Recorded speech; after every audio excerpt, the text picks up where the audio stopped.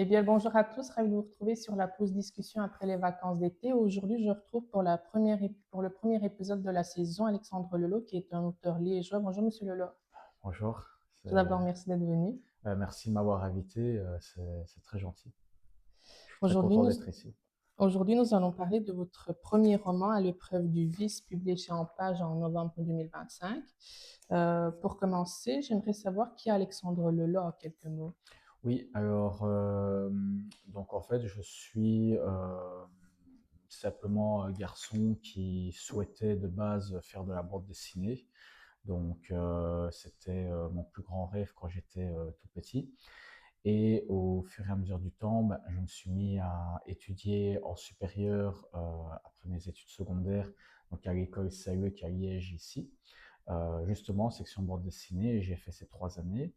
Et puis au moment où il fallait chercher un travail, je me suis rendu compte que c'était un petit peu difficile de travailler dans la bande dessinée et d'en vivre. Et donc je me suis tourné vers un métier de vendeur qui petit à petit s'est transformé en un métier de représentant commercial. Donc j'ai fait ça pendant 10 ans et je continue de le faire aujourd'hui. Mais c'est à mes 30 ans, donc il y a presque 3 ans d'ici, que j'ai eu un déclic. Et je me suis dit, bah, c'est le moment de créer quelque chose, de concrétiser un projet. Et je me suis tourné alors vers l'écriture. Et c'est à ce moment-là que j'ai commencé à écrire ce roman. Et vous dites que vous êtes vendeur. Qu'est-ce qui vous a donné envie de vous lancer dans le thriller psychologique et pas autre style de Alors, roman? c'est un genre qui m'a toujours plu. Je pense que c'est un genre qui permet d'aborder beaucoup de thématiques sociales notamment, et aussi de pouvoir mélanger les genres. Et le thriller, le polar, le roman noir sont des genres qui sont devenus assez hybrides. Donc, c'est ça qui m'a plu. Et puis, bah, j'adore aussi le cinéma et les séries télé. Et c'est ce qui m'a donné envie de me lancer dans ce genre que j'affectionne particulièrement. Vous lisez du thriller psychologique vous-même? Oui, hein, bien sûr, hein. Donc, moi, ce que j'adore surtout, c'est me renseigner vers les romans de Joël Dicker. Je me suis beaucoup inspiré de La vérité sur l'affaire Harry Kéber, que j'ai adoré, aussi bien le livre que la série télé. Et maintenant, ces autres œuvres vont être adaptées bientôt. Donc, je me suis particulièrement nourri de sa façon de fonctionner pour tenter d'écrire quelque chose de correct. À l'épreuve du vice, c'est votre premier roman. Qu'est-ce que vous avez ressenti quand vous l'avez eu la première fois dans les mains? Quand j'ai eu l'exemplaire dans les mains, Oui. c'est ça? Oui, ben, ça a fait très bizarre. J'y ai repensé hier d'ailleurs parce que en novembre, ça va bientôt faire du coup 1 an qu'il est sorti. Et je me rappelle très très bien que j'étais allé voir mon éditrice Émilie Kazongo dans un salon littéraire à Verviers. J'avais été la voir et j'avais été voir d'autres auteurs, notamment de sa maison. Et elle m'avait fait une surprise. Elle m'a dit ah bah tiens, voilà, ton roman est disponible. Et bah, je ne m'attendais pas à ce qu'elle me le montre ce jour-là. Donc c'est vrai que voir son nom inscrit sur la couverture d'un roman, ça fait toujours étrange. On n'imagine pas qu'il va être visible en librairie, euh, que des gens vont pouvoir le lire, l'acheter. Moi, de base, quand je l'avais écrit, je voulais déjà être certain de pouvoir le terminer, ce qui n'est pas chose aisée. Et ensuite, bah, rien que le fait qu'il soit publié, c'était déjà énorme. Mais c'est vrai que quand je l'ai vu, il y a eu une concrétisation du projet. L'objet est palpable, on peut le tenir en main. On n'est pas sur du numérique, même si maintenant il y a un format numérique. Mhm. Mais oui, la force d'un livre est très puissante quand on y pense. On va parler du roman, mais est-ce que tout d'abord, vous savez nous dire un peu le résumé du livre? Oui, alors il s'agit donc d'un roman qui parle d'une ex-profileuse qui s'appelle Karian Holden. Donc c'est une ex-profileuse de la brigade criminelle française, donc qui vient de Paris et qui vient séjourner à Liège, car en fait, elle souhaite récupérer la garde de son fils, qui est au profit de son ex-compagnon. Et c'est là qu'elle va faire la connaissance de Mademoiselle Beck. Donc en fait, c'est une riche héritière qui craint pour sa vie. En fait, elle pense que son fiancé va tenter de l'assassiner après leur mariage pour hériter de sa fortune. Et c'est là qu'elle va demander à Carla d'utiliser ses compétences d'ex-profileuse pour l'aider à y voir plus clair et voir si elle doit se méfier de se fiancer ou pas. Et ça, c'est le côté thriller du résumé, mais le fond du livre parle surtout de Carla et de cette maman célibataire qui cherche à prouver à la société et à elle-même qu'elle est une bonne maman. Et elle va peut-être s'apercevoir que ce n'est pas forcément le cas. Et c'est au travers de la mission qu'elle va exécuter pour Mademoiselle Beck qu'elle va se rendre compte des vérités du passé de Mademoiselle Beck, mais aussi de son propre passé à elle, en fait. Et pourquoi avoir choisi Karla Nolden? Alors, en fait, à la base, je voulais simplement parler de deux femmes de classes sociales différentes avec un monsieur au milieu. Et je ne savais pas trop quoi faire de ces archétypes, je ne savais pas quel rôle leur donner. Et c'est vrai que quand je me suis tourné vers Carla, c'était l'idée d'aller vers une profileuse, de lui donner cette fonction, mais ensuite il fallait que je trouve une raison d'être à ce personnage. Et c'est vrai que la thématique de la maman célibataire qui doit récupérer la garde de son enfant, qui doit se battre pour son enfant et pour prouver qu'elle est une bonne maman, ben ça c'est un thème qui me paraît quand même beaucoup.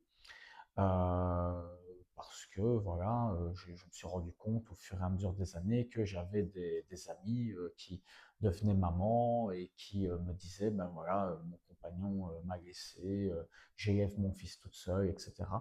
Et je me suis dit, bah, tiens, il y a un sujet. Et c'est vrai que mes parents ont également divorcé quand j'étais petit, donc c'est quelque chose qui peut me parler, même si ma mère ne nous a pas élevés toute seule, mais voilà, moi je voyais mon père, etc. Mais c'est vrai que elle avait notre garde, mais c'est vrai que des mamans qui doivent aujourd'hui, en 2026, 2025, etc., devoir se battre pour conserver la garde de leur enfant, qui peut parfois être au profit du compagnon, c'est pas un problème, hein, ça peut être l'inverse, ça peut être le papa qui doit avoir la garde de son enfant et pas la maman. Voilà, ça c'est des décisions de justice, mais en tout cas, c'est ça qui m'a donné envie de me lancer dans la description psychologique de ce personnage précisément, quoi. Est-ce qu'on peut dire que vous vous êtes inspiré des personnes autour de vous pour Karla? Ah ben complètement, complètement. Comme je viens de le dire, il y a pas mal d'amis dans mon entourage qui se retrouvent célibataires. Ça peut aussi arriver à des papas. Mais j'ai l'impression que c'est un phénomène qui touche essentiellement les femmes. Euh, j'ai pas de chiffres, hein, j'ai pas de pourcentage à donner, donc peut-être que ce que je dis est erroné, mais j'ai la sensation que une femme doit beaucoup devoir prouver euh, même si c'est vrai qu'on dit souvent, oui, la justice est pour les mamans quand il s'agit de donner la garde complète ou incomplète d'un enfant. Mais ouais, j'ai quand même cette sensation aujourd'hui, avec l'émergence des réseaux sociaux et la transmission des informations, qu'aujourd'hui, il faut qu'elles fassent un peu plus attention. Et puis, ce n'est pas parce qu'elles ont la garde de leur enfant que c'est facile aussi. Euh, mais j'ai trouvé l'idée intéressante de se dire, bah, tiens, de cette femme en fait qui doit s'interroger sur ce rôle de maman au travers d'un parcours. En fait, elle pense en allant vers la mission de Mademoiselle Beck que cette mission va résoudre tous ses problèmes. Et en fait, c'est ce qui va la foutre complètement dans le désarroi total et je pourrais utiliser d'autres mots. Donc, elle va avoir beaucoup de mal à se, oui, à savoir un petit peu qui elle est en fait. Le métier de profileur occupe une place importante dans votre intrigue. Comment est-ce que vous vous êtes documenté sur cet aspect-là? Euh, En fait, ici, la partie documentation, je m'étais tourné vers une dame que j'avais rencontrée dans mon travail de représentant, justement. Une dame qui maîtrisait les techniques d'hypnose et autres techniques qui sont propres au profilage, mais aussi à à la psyché humaine. Et donc, elle m'avait expliqué que oui, il y avait certaines techniques qui étaient possibles, d'autres non. Après, je n'ai pas voulu non plus faire rentrer cette partie du roman dans une véracité. Non, je voulais surtout conserver le côté divertissement, mais que ça reste un minimum vraisemblable. Donc, il y a des techniques qui sont à l'intérieur, qui sont plausibles, mais qui parfois peuvent prêter un petit peu, hein. Mais globalement, je me suis tourné vers cette personne et j'ai regardé aussi beaucoup de documentaires et d'interviews de profileuses, notamment françaises, qui qui officiaient et qui avaient certains parcours. Et donc, ça m'a permis encore de me rapprocher de ce personnage qui est Karian Holden en fait en faisant ça. Votre intrigue commence par une mission assez simple avant de prendre une tournure beaucoup plus sombre. Est-ce que vous aviez cette construction dès le départ dans votre tête? Pas du tout, pas du tout, mais c'est une très bonne question, on ne me la pose pas souvent. En fait, non, je suis quelqu'un normalement qui est très cartésien, donc qui, à chaque fois que je me lançais dans l'écriture d'un projet, hem, je voulais toujours qu'il y ait une construction, narrative impeccable, je devais avoir toutes les scènes, il fallait que que tout soit, bien concret de A à Z. Et je voulais faire la même chose ici, et je me suis rendu compte que c'était pas la meilleure idée du siècle, parce qu'en fait, on a toujours des idées qui viennent au fur et à mesure de l'écriture. Et c'est vrai que au moment où bah, je me suis lancé dans cette histoire, à un moment donné, je me disais, mais cette idée est trop bonne, il faut que j'y attende, quoi. Et donc, du coup, ça me faisait retourner à zéro à chaque fois. Donc, je revenais à chaque fois en arrière. Euh, donc, j'ai préféré faire un petit peu autrement, c'est-à-dire fonctionner par bloc de scènes, par bloc de 7 chapitres, par exemple, par bloc de 10 scènes, on peut l'appeler comme on veut. Mais oui, fonctionner par bloc. Et là, j'avais plus simple parce que j'arrivais à me surprendre aussi. Et je me rappelle de certaines soirées où j'étais dans mon appartement, je regardais des films, des séries, et en plein milieu, je m'étais pause et je disais, attends, voilà comment est-ce que cet auteur a fait. Il faut que j'essaye d'utiliser cette construction, et notamment de démarrer le roman en plein dans l'action, par exemple. Il y a beaucoup d'histoires qui vont d'abord commencer par une situation initiale, et puis il y a un élément déclencheur, et puis on démarre. Moi, dans mon cas, l'élément déclencheur est déjà passé, j'explique quand même après, mais on démarre directement dans une scène assez action. On rentre dans le vif du sujet direct, et donc cette construction, je ne l'avais pas au départ. Donc, non, c'est vraiment au fur et à mesure de l'écriture que je me suis surpris moi-même avec les rebondissements de ce roman, en fait. Et il y a aussi plusieurs changements d'époque. C'était prévu, ça, oui, ou non? Alors, pas complètement. Au départ, je dirais même pas du tout, sauf peut-être un saut dans le temps au moment de l'épilogue, comme ça peut se faire souvent. Mais sinon, pas spécialement. Et c'est vrai que pendant que j'écrivais vraiment beaucoup à ce moment-là, notamment des nouvelles que je soumettais à des concours, euh, et en fait, par moments, j'écrivais des choses sans vraiment savoir ce que j'allais en faire. Et je me disais, bah, tiens, si j'intègre ce que je viens d'écrire au roman, en l'adaptant un petit peu, bah, ça devient vite une scène qui pourrait se passer en 2003, par exemple, une conversation téléphonique qui pourrait se passer en 2022, j'invente. Et c'est là que je me suis dit, bah, tiens, en fait, les sauts dans le temps me permettent de créer du rebondissement et de ne pas donner la réponse tout de suite. Parce que parfois, il y a un cliffhanger en fait chapitre, même tous les 2 chapitres, il y a des cliffhangers, et Mhm. je n'ai pas de raison de ne pas donner la réponse au chapitre suivant, sauf si j'intègre 1 ou 2 chapitres qui se déroulent à une autre époque. C'est la seule justification que j'ai pour ne pas répondre tout de suite au cliffhanger que j'ai créé. Et donc, bah, c'est une technique, hein, mais en faisant ça, ça permet de donner un peu de suspense au roman. Je l'espère en tout cas, hein, c'est un peu le but. C'est pas toujours à moi de le dire, mais je fais avec le retour, je fais avec le retour que j'ai. Mais donc, oui, il y a quand même pas mal de sauts dans le temps, mais ces sauts dans le temps, au final, se justifient aussi. Euh, c'est pas juste un gadget, il a fallu quand même que j'y trouve une justification. Et cette justification, c'est de donner, durant ces chapitres précis, des éléments qui vont quand même répondre à d'autres éléments des chapitres du présent. Il y a certains lecteurs qui disent avoir été un peu déroutés au début avant que toutes les pièces du puzzle s'assemblent. Est-ce que vous aviez anticipé cette réaction?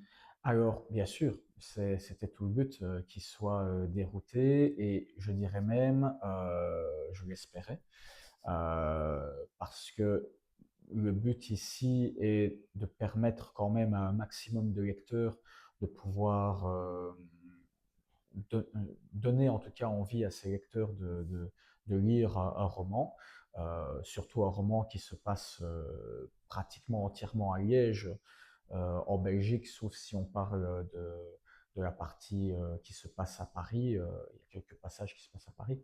Mais donc oui, j'avais anticipé cette réaction, bien sûr. J'en avais pas anticipé d'autres, mais en tout cas, celle-là, oui, je l'espérais. Euh, je pense que c'est une réaction qui est entièrement logique.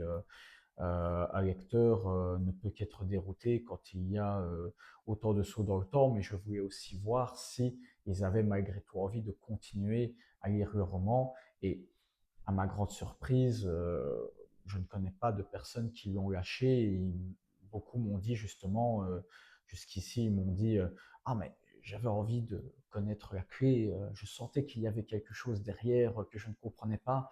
Et, et je donne des réponses dans les dernières pages, si pas à la dernière page en fait. Voilà. Est-ce qu'il y a des réactions que vous avez reçues et que vous n'arrivez pas à oublier par rapport au roman? Oui, bien sûr. Il y en a beaucoup. Surtout une dont je me rappelle assez bien. J'étais à un salon littéraire à Liège et il y avait une demoiselle très, très gentille qui est un peu introvertie, qui vient me voir, qui passe à ma table, mais il y avait d'autres auteurs autour. Donc voilà, elle s'arrête un petit peu, elle regarde la couverture. Je lui dis, bah, prenez votre temps, voilà, si vous voulez acheter, achetez-le, si vous ne voulez pas, il y en a d'autres, no stress. Et, et en fait, je lui ai un petit peu parlé du résumé. Je lui ai surtout parlé du côté maman célibataire que je viens d'expliquer. Mhm. Et là, elle s'est mise à avoir les larmes aux yeux. Et elle m'a dit, bah, c'est mon histoire en fait. Et elle m'a expliqué tout son parcours de maman que je ne décrirai pas ici. Un parcours qui n'est pas forcément un parcours classique, qui était justement un parcours très dur. Euh, un parcours qui était oui, dur, mais franc et surtout honnête. Cette femme était honnête avec elle-même, avec ce qu'elle avait fait, avec la relation qu'elle avait avec son fils aujourd'hui. Et ça m'avait profondément touché. Et j'avoue que on ne sait jamais trop comment se positionner face à cette réaction. Je n'imagine même pas des auteurs plus confirmés. Je ne sais pas comment eux ils font, mais moi à ma moindre échelle, recevoir parfois Parce que parfois je peux avoir des retours de lecteurs qui sont des retours sur la construction du livre, et alors ils me disent, moi aussi j'ai envie d'écrire un roman, et ils essayent d'avoir des clés en fait que je pourrais leur donner, mais je leur donne, voilà, je leur donne ce que je peux leur donner, toujours à mon échelle, encore une fois, qui est une échelle normale. Euh, mais cette réaction, oui, de cette femme m'avait vraiment touché, et ouais, je ne savais pas trop quoi faire à ce moment-là, Donc je l'ai pris dans mes bras, voilà, devant tout le monde. Je lui ai pris la main, etc. Je ne l'ai plus jamais revu. Je pense, parce que j'ai parfois du mal avec les prénoms, je pense qu'elle m'a envoyé un mail une fois en me disant qu'elle avait justement bien apprécié le livre, mais je ne suis pas sûr que c'était elle. Mais c'est une réaction qui m'avait profondément touché en tout cas. Si je la revois, j'essaierai de me rappeler, hein. Est-ce qu'on peut dire que ce genre de retour, c'est le meilleur cadeau qu'on puisse offrir à un auteur? Bah, oui, oui, en fait, c'était ce que je n'avais pas anticipé. On n'anticipe jamais vraiment ce genre de réaction. Ce que j'imaginais, c'est que le roman reste un peu dans le cercle de la famille et des amis, avec peut-être, oui, quelques lecteurs par-ci par-là, des amis de l'éditeur, des amis d'un autre collègue auteur, etc. Et que ça se serait vite essoufflé au bout de 2, 3 mois, par exemple. Mais là, au contraire, j'ai même l'impression qu'il y a un rebond avec ce roman. Je, je ne vais pas mettre la charrue avant les bœufs et imaginer des choses qui n'existent pas. Mais factuellement, il y a des propositions qui viennent de chroniqueurs comme toi, des propositions qui peuvent venir de moi aussi. Voilà, c'est des propositions qui relancent en tout cas cet intérêt pour le livre. Euh, Vu qu'il est disponible aussi au format numérique et peut-être dans d'autres formats, mais je n'ai encore rien dit, eh bien oui, c'est vrai que ces retours sont beaux, mais ils ne s'arrêtent pas. Et c'est vrai que c'est un retour qui me gratifie, qui me donne envie de proposer d'autres textes, mais paradoxalement, ça peut mettre aussi la pression. Tu vas peut-être me poser la question plus tard, mais par exemple, j'ai déjà écrit deux autres romans que je vais tenter de faire publier. Et là, je suis en train d'écrire le quatrième. Bah, ces deux autres, je les avais écrits pendant que celui-ci était en train de se créer, d'être publié, etc. Et donc, je n'avais aucun retour de lecteur et j'ai écrit assez rapidement les deux suivants, à voir s'ils seront publiés un jour ou pas. Mais par exemple, le quatrième que je suis en train d'écrire en ce moment, euh, eh bien, il est compliqué. Il est compliqué pour plein de raisons différentes. Déjà parce que j'essaye de m'atteler à un autre genre que le thriller, mais aussi parce que potentiellement ces retours de lecteurs, euh, ben, oui, peuvent mettre aussi un petit peu la pression parfois, mais c'est le jeu. Je ne vais pas m'en plaindre. Je suis surtout très très très touché quand des gens osent me parler de leur parcours.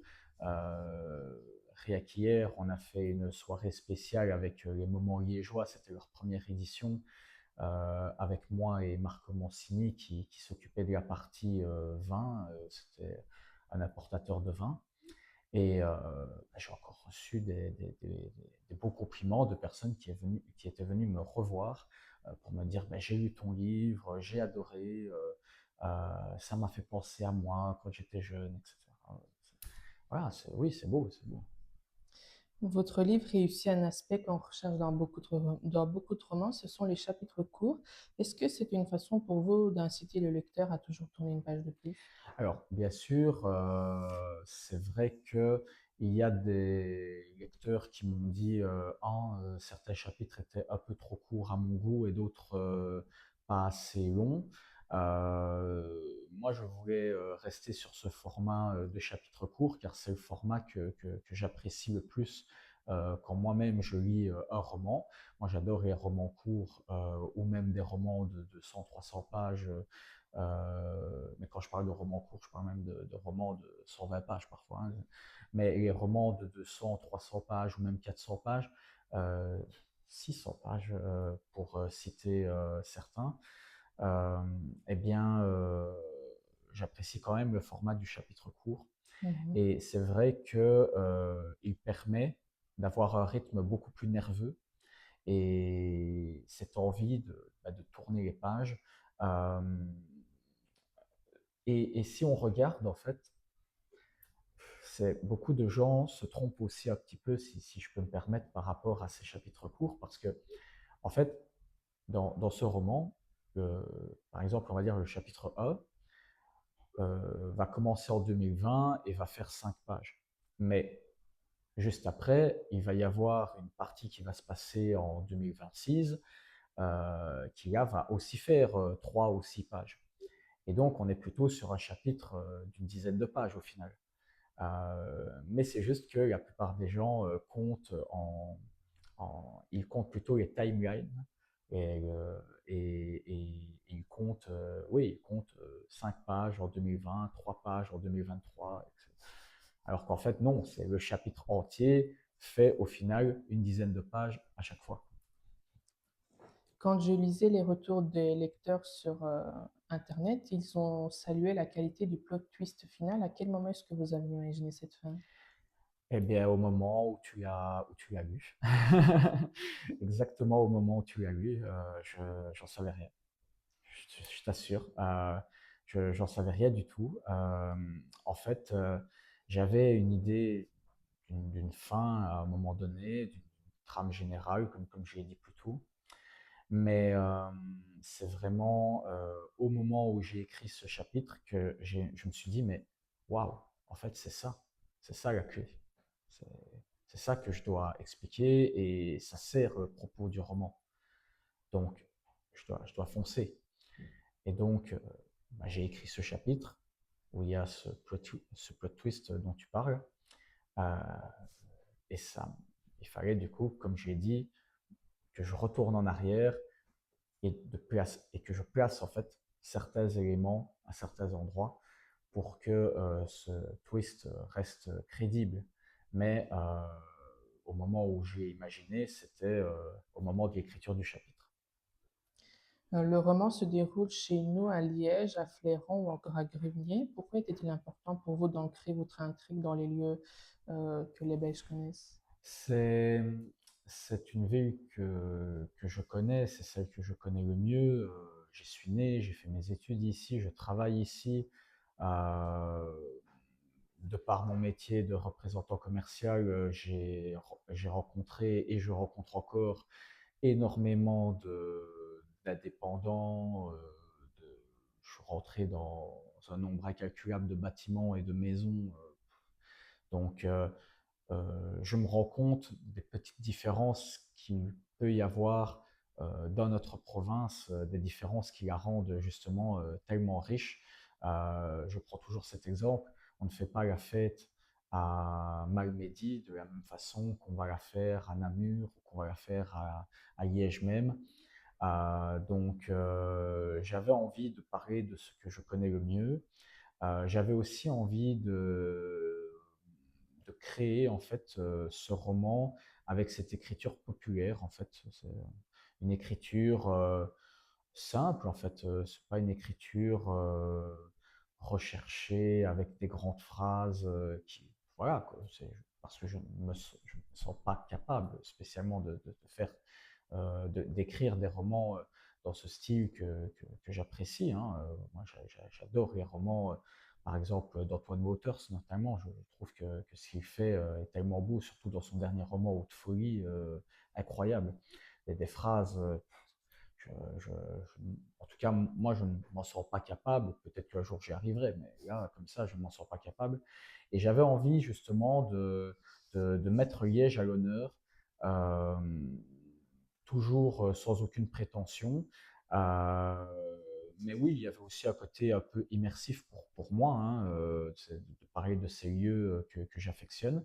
Euh, Maintenant, il y a beaucoup de lieux qui existent déjà, euh, mais quand il s'agissait de placer une boutique de fleurs qui ne peut pas exister dans telle rue, par exemple, bah, je la mets quand même. J'essaye de ne pas trop me restreindre, me cloisonner avec une zone géographique. Euh, et je parle toujours de mes prochains projets. Le deuxième roman se passe à Liège, mais je ne mentionne jamais le mot Liège dedans, par exemple.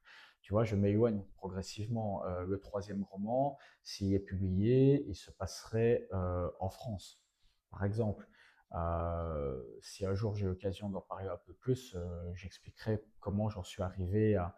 Mais voilà, c'est pas encore le mot du jour aujourd'hui. Mais en tout cas, pour ce roman, oui, ça me paraissait normal que le premier et peut-être le dernier doit se passer dans la ville que je connais le mieux, c'est normal. Est-ce que vous pourriez inventer des villes imaginaires comme le fait Karen Pont? C'est c'est peut-être c'est peut-être faisable, mais j'ai toujours quand même besoin, en tout cas pour le moment, de cet ancrage dans le réel. Maintenant, voilà, si je prends l'exemple du roman de Joël Dicker, donc La vérité sur l'affaire Harry Kéber, bah, il, il met en scène une ville qui n'existe pas. Enfin, le nom de la ville existe, mais je veux dire, celle dont il parle n'existe pas. Ou alors, les Simpsons, Springfield, le mot existe, mais la ville en elle-même n'existe pas. Donc, c'est pas inenvisageable, mais c'est juste que pour le moment, peut-être que c'est une crête aussi pour moi, je ne sais pas, mais j'ai encore besoin de cet ancrage dans le réel. Par contre, j'ai aucun mal à inventer des noms d'entreprises, de lieux, etc., de cafés, de restaurants. Ça, il n'y a pas de problème. Mais c'est vrai que j'ai toujours besoin que l'ancrage reste dans notre réalité quand même, malgré tout. Si vous pouviez modifier un seul élément à l'épreuve du vice aujourd'hui, lequel serait-il? Alors, il pourrait y avoir, c'est difficile à répondre sans rentrer dans des détails qui pourraient dévoiler une partie de l'intrigue. Euh, il y a certaines interactions entre deux personnages, je ne peux pas dire lesquels, que j'aurais peut-être pu aller un peu plus loin dans leur dialogue, ouais, dans ces interactions. Euh, je me suis surpris à le relire il n'y a pas si longtemps parce qu'on a plus très envie de relire son travail une fois qu'on l'a lu des millions de fois. Mais ici, je l'ai un petit peu relu et il y a beaucoup de choses que je changerais, surtout dans la tournure des phrases, évidemment. Mais c'est là que j'ai refermé direct parce qu'on a tout de suite envie de tout changer en fait. Donc, mais l'élément principal, ce serait peut-être une interaction entre deux personnages, oui, pour te répondre. Oui. Est-ce qu'on pourrait retrouver Caroline Holden dans une nouvelle enquête ou c'est Alors, fini pour elle? moi, je dirais que non, parce que j'aime le format one-shot. Euh, Maintenant, ce qui est assez drôle, c'est que j'ai pensé à une éventuelle euh, suite de ses aventures, en tout cas de ce qui lui arrive après le roman. Donc, je sais ce qui lui arrive après le roman, mais je n'en parle pas parce que l'idée est de se concentrer sur le texte et sur ce que cette aventure lui a procuré. Donc, je sais ce qui lui arrive, je pourrais le mettre en scène dans un roman qui n'aurait rien à voir avec, avec ce premier roman. Je pourrais le mettre en scène dans un autre one-shot, oui, mais je ne suis même pas certain au final de vouloir faire ça. Donc je te dis, je préfère dire que non, on va dire que c'est complètement fini pour elle. Ouais.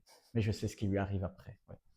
Si vous deviez convaincre nos auditeurs pour acheter le livre, que leur diriez-vous? Je leur dirais que à chaque fois que j'entreprends un projet, peu importe le projet,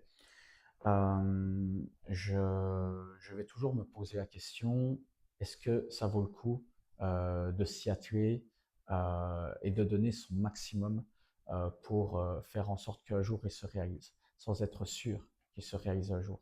Donc, dans le cas de ce roman, euh, quand j'ai fini par avoir le pitch de l'histoire, il y a la clé, la corde, appelons-le comme on veut, eh bien, j'ai fait des recherches en me demandant est-ce que cette histoire a déjà été traitée de cette manière-là? Alors, tout a déjà été fait et on peut trouver des similitudes avec ce roman, enfin, avec d'autres. Mais je me pose toujours la question, quelle est la plus-value que je peux apporter en tant que personne? Je dis, ce n'est pas qu'un roman, ça peut être un événement qui va rassembler plusieurs personnes, ça peut être, euh, ça peut être un court-métrage, ça peut être ce qu'on veut. Chaque fois que je commence quelque chose, je me pose cette question. Est-ce que ça vaut le coup? Et si ça ne vaut pas le coup pour moi, ça ne vaudra pas le coup à un moment donné pour un lecteur de, de continuer sa lecture et de s'y intéresser. Euh, donc, j'ai pas la prétention de dire aux gens ce qu'ils doivent lire. Il y a beaucoup d'autres romans qui sont meilleurs que le mien,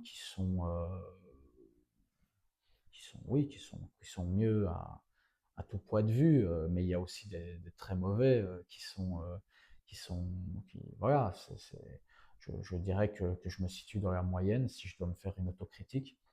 Et, et donc, le conseil que je donnerais, c'est si vous avez envie de lire le travail de quelqu'un qui a fait de son mieux, qui a fait son maximum pour proposer quelque chose d'honnête, bah, tentez le coup et dites-moi ce que vous en avez pensé.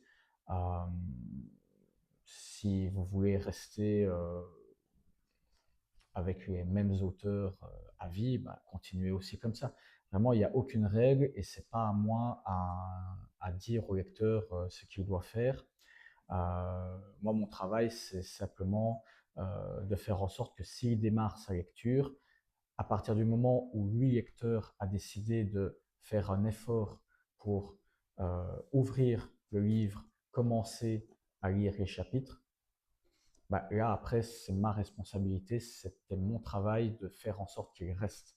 S'il ne reste pas, c'est que j'ai mal fait mon travail et le contrat est forcément rompu.